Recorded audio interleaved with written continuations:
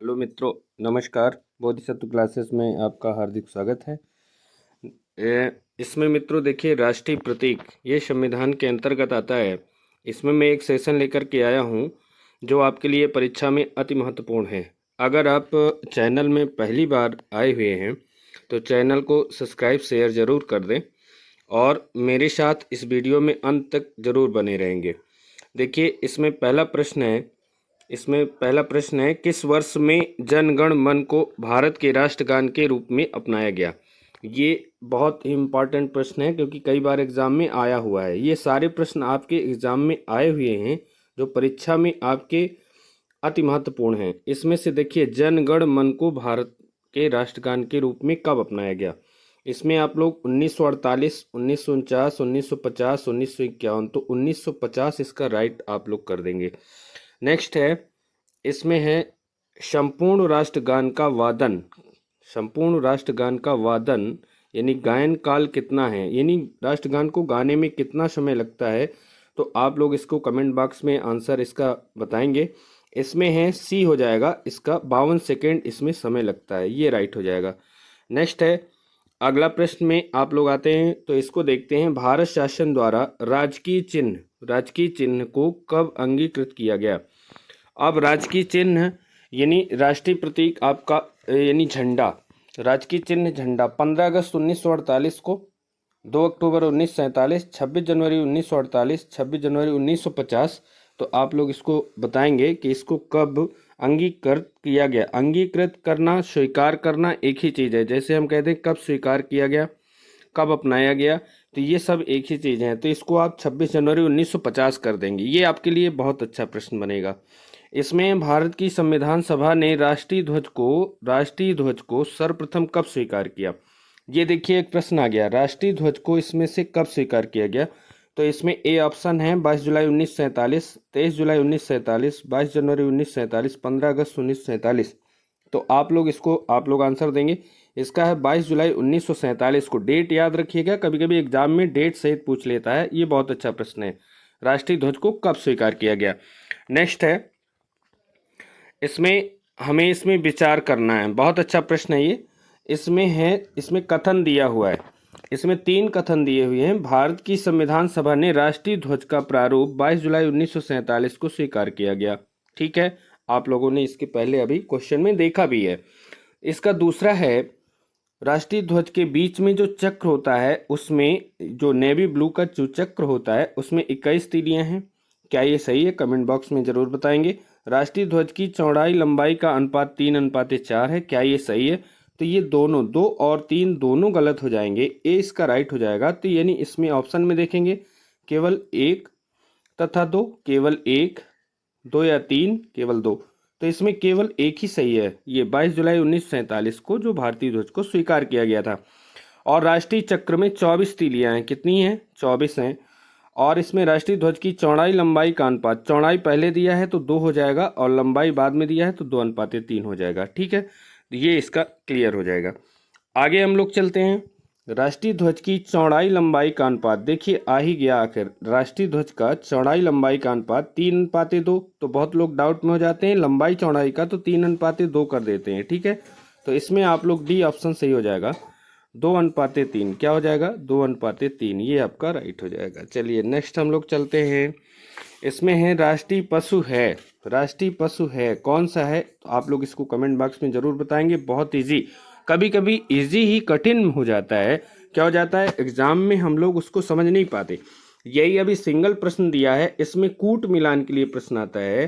जैसे कूट मिलान के लिए ABCD में आ गया तो इसमें फिर हमें दिक्कत हो जाए। इसलिए आप लोग इसको राष्ट्रीय पशु, सरल से कठिन की ओर, इसमें सरल भी प्रश्न है और कठिन भी है, याद रखिएगा। और कठिन कुछ नहीं है, जब आता है तो सब सरल ही हो जाता है। इसमें हिरन, हाथी, बाघ और शेर। तो आप लोग कमेंट करेंगे, इसका बाघ राइट हो जाएगा।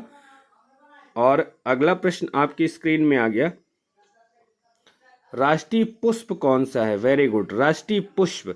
इसमें सूरजमुखी, कमल, गुलाब, गेंदा। तो इसमें कमल हो जाएगा, राइट हो जाएगा। आप लोगों को ये आता है। देखिए इसमें जैसे कभी कभी पूछ लेता है राष्ट्रीय पुष्प का वैज्ञानिक नाम, तो निलंबो न्यूशिफेरा क्या करेंगे, कमल। कमल का वैज्ञानिक नाम भी पूछ लेता है, तो ये भी आपको याद रखना है। जैसे एक स्क्रीन में और प्रश्न आ गया, राष्ट्रीय पक्षी कौन सा है, बहुत अच्छा है, तो आप लोग डायरेक्ट कह देते हैं मोर। वेरी गुड, सही है, सही है, आपका आंसर सही हो जाएगा, मोर इसमें से सही है। लेकिन कभी कभी आ जाता है वैज्ञानिक नाम, तो इसका वैज्ञानिक नाम है पाओक्रिस्टेटस, पाओक्रिस्टेटस, ठीक है, ये आप लोग इसमें से याद रखेंगे।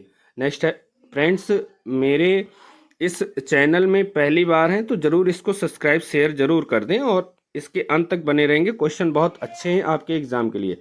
भारतीय राष्ट्रीय ध्वज में चक्र किसका प्रतीक है, ये इंपॉर्टेंट प्रश्न है, ये सारे एग्जाम में आए हुए प्रश्न हैं। देखिए ये पीसीएस 2005 में आया वो प्रश्न है।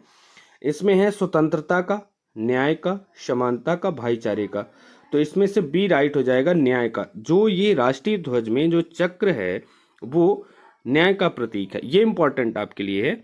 नेक्स्ट है, बहुत अच्छा, कभी कभी शब्दों का भी फेर पड़ जाता है। भारत के राष्ट्रीय ध्वज में आरो की कुल संख्या है, आरो यानी तीलियों की, आरो की कुल संख्या कितनी है, तो आप लोगों को आता है कितनी है, 21, 22, 23 ना कर दीजिएगा, सीधे सीधे आप कहेंगे 24 है। कितनी है, 24 है, ना कि 26 है, ठीक है। नेक्स्ट हम लोग चलते हैं। नेक्स्ट इसमें से एक प्रश्न आ गया, इसमें से एक प्रश्न आ गया, राष्ट्रीय ध्वज को किसने तैयार किया, राष्ट्रीय ध्वज को किसने तैयार किया, वेरी इंपॉर्टेंट ये भी प्रश्न है। ध्वज को किसने तैयार किया, रविन्द्रनाथ टैगोर जी ने, तो नहीं, पिंगली वेंकैया, यस, पिंगली वेंकैया जी ने राष्ट्रीय ध्वज को तैयार किया था, ये इंपॉर्टेंट आपके लिए है। नेक्स्ट हम लोग चलते हैं। नेक्स्ट है, बहुत अच्छा प्रश्न आ गया स्क्रीन में, राष्ट्रीय ध्वज को पहली बार कब गाया गया, ये इंपॉर्टेंट है, कई बार एग्जाम में नहीं आया, जितनी बार गिनेंगे उतनी बार कम होगा, हर बार एग्जाम में आता है, ये इंपॉर्टेंट प्रश्न है आपके लिए। इसमें देखिए 27 दिसंबर 1911, 1912 और इसमें है 27 जनवरी 1912, 27 दिसंबर 1946, 27 जनवरी 1940, ये आप लोग याद रखिएगा। सर्वप्रथम राष्ट्रीय ध्वज को 1911 में गाया गया। और नेक्स्ट प्रश्न जो आपके लिए और महत्वपूर्ण होने वाला है, इसमें राष्ट्रीय ध्वज को पहली बार किस अधिवेशन में गाया गया, ये इंपॉर्टेंट प्रश्न है, एक बार नहीं बहुत बार एग्जाम में आया हुआ है, आपके लिए इंपॉर्टेंट साबित होगा। मुंबई अधिवेशन, कोलकाता अधिवेशन, बेलगांव, इसमें से कोई नहीं, तो आप लोग सीधे सीधे कह देंगे कोलकाता अधिवेशन में 1911 में सर्वप्रथम राष्ट्रीय ध्वज को फहराया गया, राष्ट्रीय ध्वज को फहराया। इसमें है राष्ट्रीय ध्वज, राष्ट्रीय गान को गाया गया, किसको, राष्ट्रीय ध्वज नहीं है, राष्ट्रीय गान, इसमें है राष्ट्रीय गान, सॉरी ये राष्ट्रीय गान है, ठीक है, इसमें गलत टाइप हो गया, ये राष्ट्रीय गान है, राष्ट्रीय गान को कब गाया गया, बेलगांव अधिवेशन, ठीक है।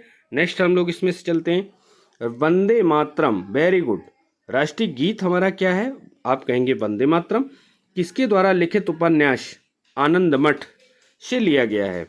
अब रविन्द्रनाथ टैगोर, बंकिम चंद्र चटर्जी और पिंगली वेंकैया, वी.एन. राव, तो आप कहेंगे बंकिम चंद्र चटर्जी का उपन्यास है आनंद मठ, जिसमें लिखित है वंदे मातरम, ठीक है। तो वंदे मातरम किसके द्वारा लिखा गया, तो आप कहेंगे बंकिम चंद्र चटर्जी के द्वारा, यानी 20 का राइट हो जाएगा। और आनंद मठ किसका उपन्यास है, तो भी आप कहेंगे बंकिम चंद्र चटर्जी का है। इससे 2-3 प्रश्न मिल गए।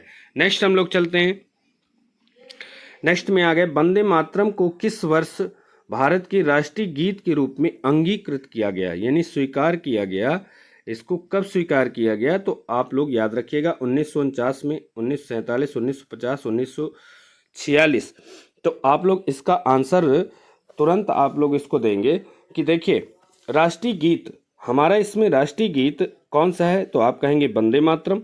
अच्छा, इसमें है इसको कब स्वीकार किया गया, तो आप लोग इसका आंसर कमेंट बॉक्स में जरूर देंगे कि इसको हमने कब स्वीकार किया था, ठीक है। वंदे मातरम को भारत के राष्ट्रीय गीत के रूप में किस वर्ष अंगीकृत किया गया, तो ये किया गया 1950 में, ये 1950 इसका राइट हो जाएगा, ठीक है। नेक्स्ट हम लोग चलते हैं। नेक्स्ट है, अच्छा प्रश्न आ गया, राष्ट्रीय कैलेंडर जो किस पर आधारित है, शक सम्मत पर आधारित है, बहुत अच्छा प्रश्न है, कब स्वीकार किया गया, आप लोग कहेंगे 22 जनवरी 1957, 22 मार्च 1957, 22 दिसंबर 1957, 22 जुलाई 1957, तो आप लोग 22 मार्च 1957, इसका बी राइट हो जाएगा, इसका बी राइट हो जाएगा, ठीक है। नेक्स्ट है, राष्ट्रीय कैलेंडर की शुरुआत किस माह से होती है? बहुत अच्छा प्रश्न है।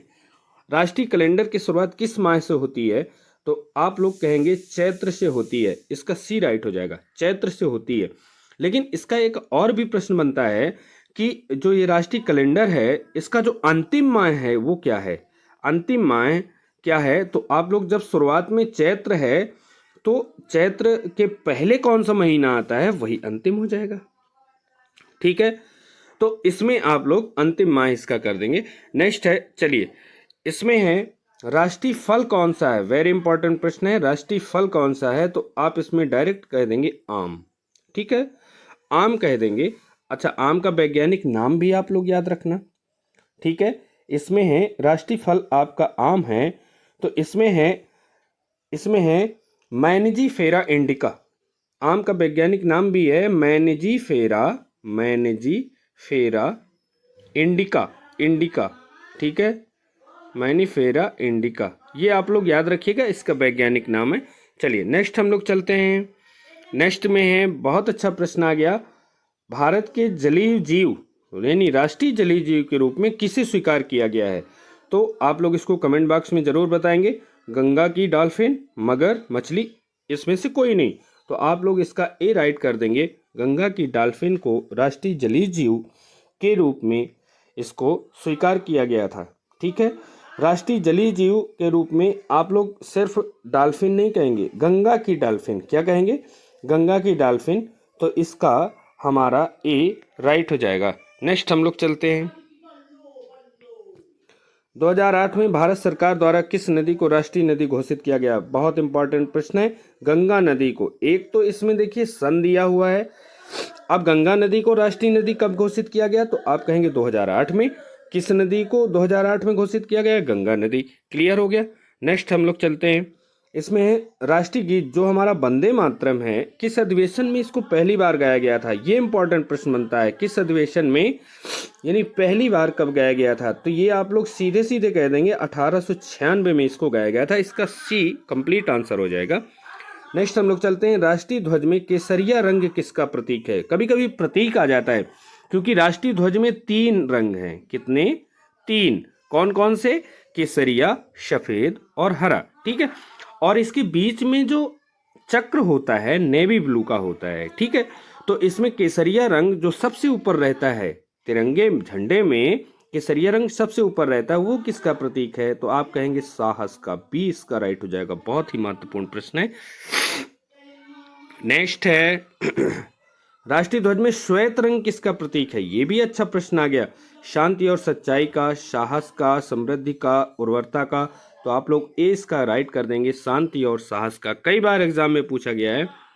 इसमें है राष्ट्रीय ध्वज में नीचे कौन सा रंग है? अभी मैंने आपको बताया केसरिया सबसे ऊपर, सबसे पहले केसरिया, इसके बाद सफेद, इसके बाद हरा। हरा यानी सबसे नीचे आता है, हरा रंग सबसे नीचे आता है, इसीलिए इसका बी राइट हो जाएगा।